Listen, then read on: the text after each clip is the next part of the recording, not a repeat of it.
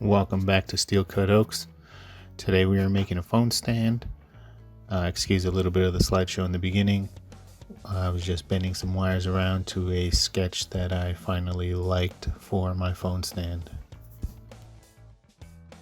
I'm slowly building up the couch frame, making supports for the couch, almost in the same fashion that you would make a regular couch, I guess.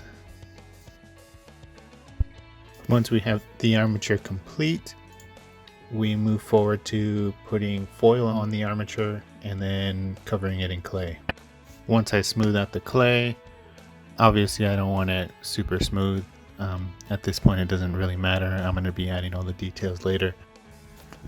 Once I get the shape that I want, I start using the Super Sculpey to add the cushions, starting with the base cushions that later I found out were too small and added to them later. As I'm making my diamond pattern, trying to keep the cushions as equal as possible, keeping the pattern as equal as possible, I use some of my rubber tips to kind of score the surface of the cushion.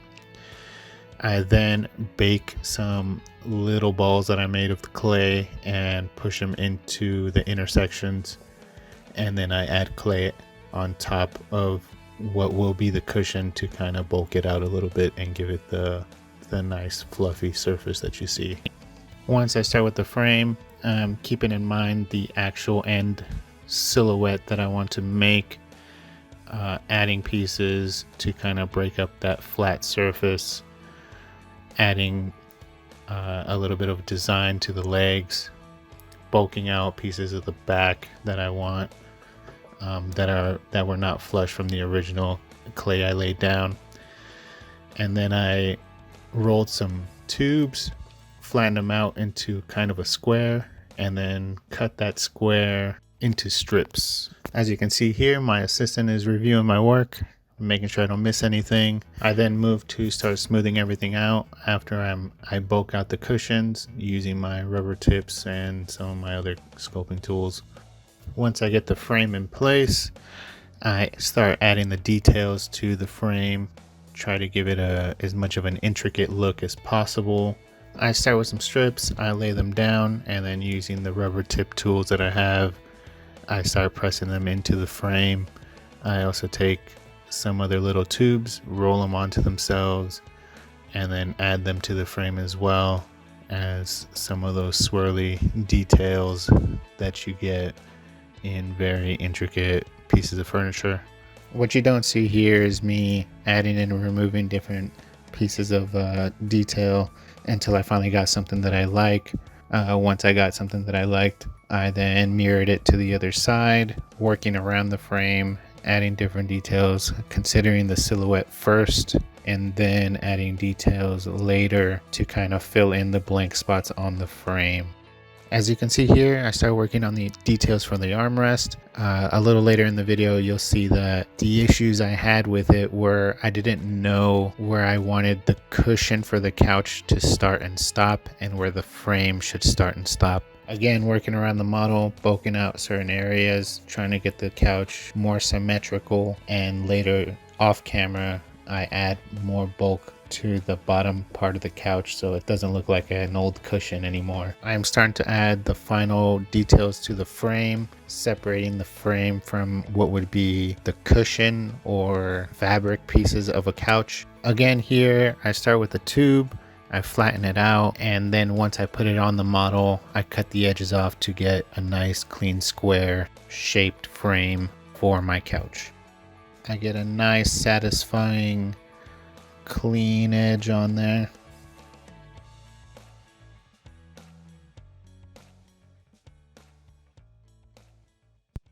And then I move in again with the rubber tools and smooth out any edges that I had. Then I returned back to making details for the frame.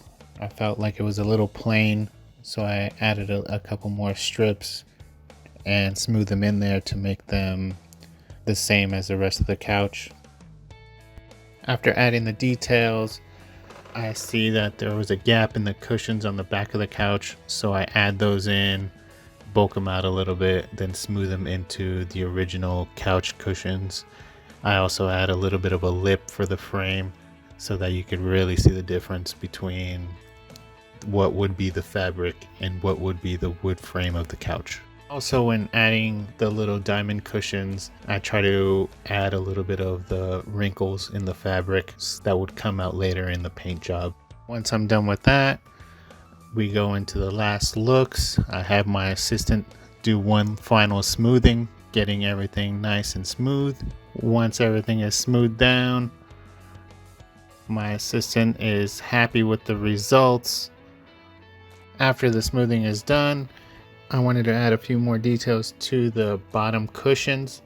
So I took a little cylindrical strip, I flattened it down, and then I spun it in my fingers to get a nice little spiral pattern.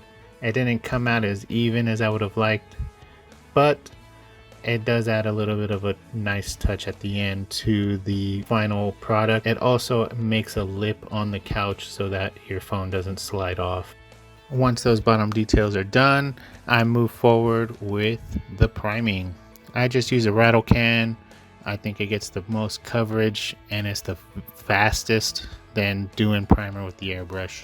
Starting with the shadows, I move around the frame, keeping in mind where the light is coming from, which is going to be from the top. I try to paint down all the lips and the bottom of the couch where typically you're not going to see, or that's where the light is not going to hit. Next, I move in with the highlights.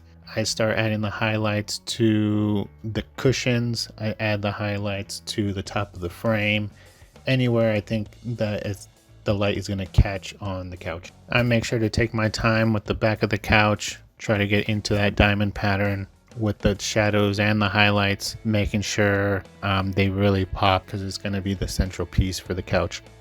Once I get the shadows and highlights, I move in with a dark purple for right over the shadows. The couch ultimately is going to be a blue. I think the nice purple blue gradient is going to add a little bit of color variance to the couch. That's going to be very subtle, but I think makes for the final product looking really nice. After the purple, I move in with the blue. I start with a darker blue, fading the purple into the blue. Also, I cover the back in blue, which then I will later go over with the lighter blue.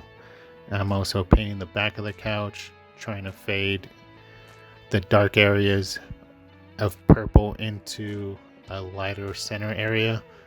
After the dark blue, I move in with the lighter blue, trying to hit the highlights, trying to hit the edges, also hitting the very top of the cushions to get a nice little gradient down.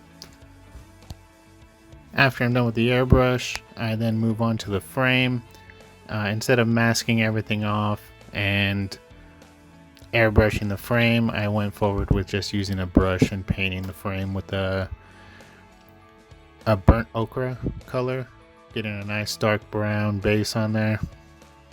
Once I cover the base and this nice dark brown, I let it dry, and then I move with a little bit of a lighter brown and try to catch some of the higher areas, making it lighter than the darker brown and getting trying to blend those areas and get a nice variance in color.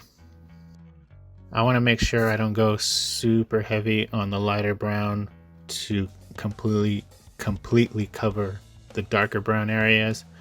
I just want to catch the high areas, and then I move forward with the even lighter brown, which I think I end up painting over because it came out a little too white. I start adding a little red ochre here. I really liked how it looked more than the white brown that I had going, so I ended up committing with the red ochre.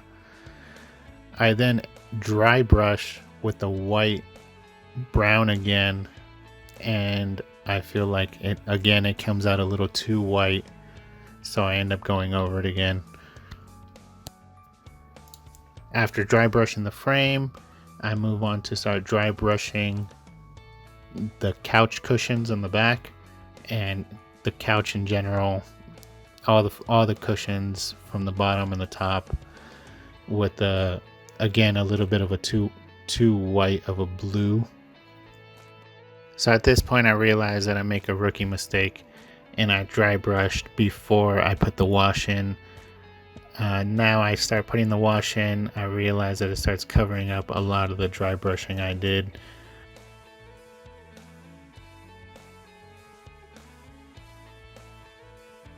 Once I start adding the wash, applying it and then removing it, and then applying it again, trying to get deep into the cracks and the crevices of the model. I then go back with a dry brush and use actually a little bit more colored pigment than the original that was very white. I feel like it added a little bit more intensity to the color and gave an overall better finish than the original dry brush that I did. And as you'll see, I also went over the white dry brush on the frame and gave it a little bit more of a reddish finish, and I do definitely like it a lot better, making sure not to cover too much of the shadows that I added with the wash.